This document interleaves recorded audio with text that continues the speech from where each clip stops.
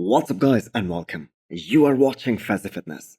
So let's start this video with the physique update from the Conqueror, William Bonac. So William Bonac saying that he's already in the prep mode. That could only mean one thing, that he is most probably getting ready for the upcoming Arnold 2025. And I have got to say, why not? Out of the top 7 from last year's Miss Olympia, only 2 names have so far officially confirmed their attendance at this upcoming Arnold. And that is the reigning Miss Olympia champion, Samson Dauda and Andrew Jacked. And Hunter Labrada might be another one who might do this upcoming Arnold. And we have to keep in mind, not only the first place for this upcoming Arnold, they will get a prize money of $500,000.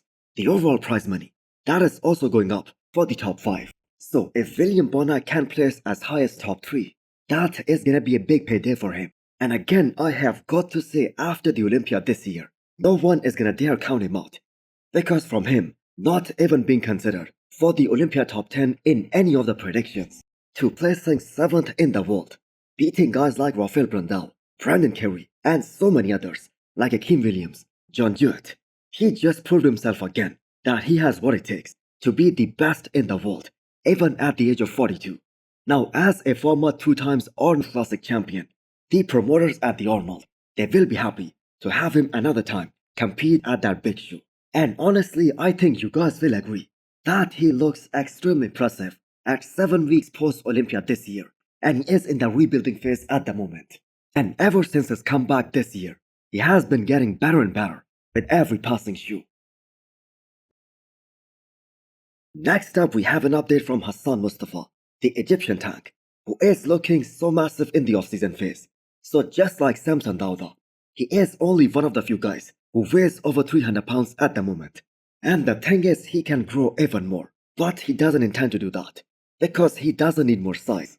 He is intentionally not trying to get any bigger, and he's staying at this weight, which is kinda crazy to imagine, because there are so many other guys out there in the men's open, like Regan Grimes, James Hollingshead, Rafael Brundle, who all have to work super hard to maintain that kind of body weight.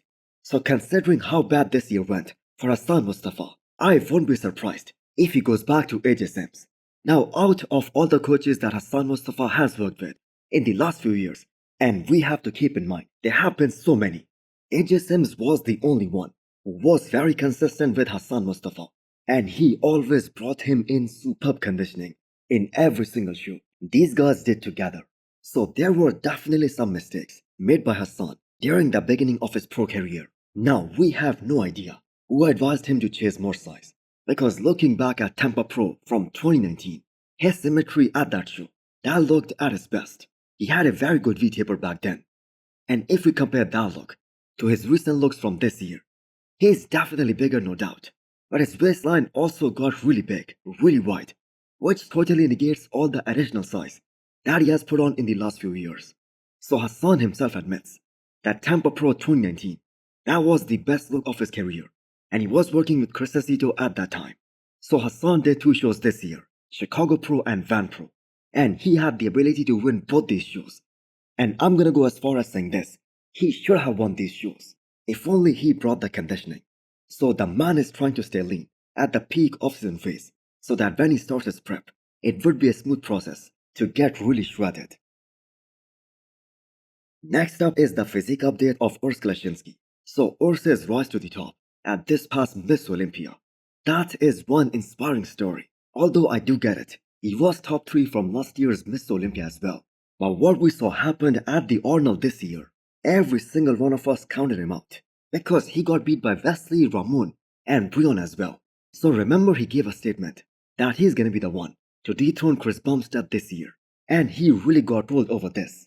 And yes, he was unable to beat Chris Bumstead or Mike Sommerfeld, but he improved in all the areas, like his back and his arms, which seemed kinda impossible, considering he had zero room for growth. And the fact that he was able to beat Ramon Dino, Urs Klashinsky, and Breon as well, that speaks volume about his potential. So Urs is also one of those guys who has stayed extremely regimented in the post-Olympia phase. You can see that on his physique update. He's still super lean, and that push for the real off-season, that is gonna start at the beginning of January. So there are multiple guys who have the ability to win Classic Physique Olympia title next year. And if anyone is thinking that Urs isn't one of them, especially after his phenomenal performance at this year's Olympia, then that is a big mistake.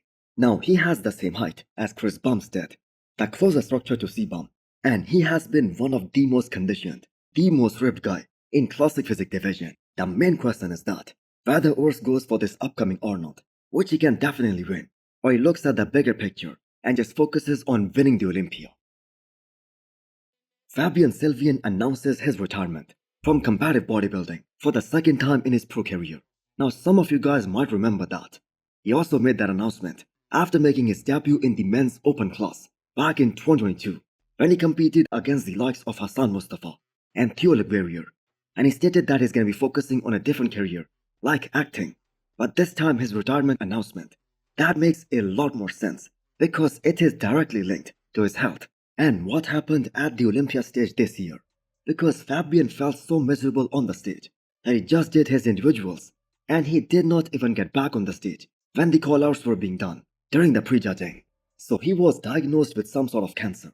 And with that, him walking away from the sport, that makes total sense because he wants to focus on getting healthy, be 100%, and look at the bigger picture.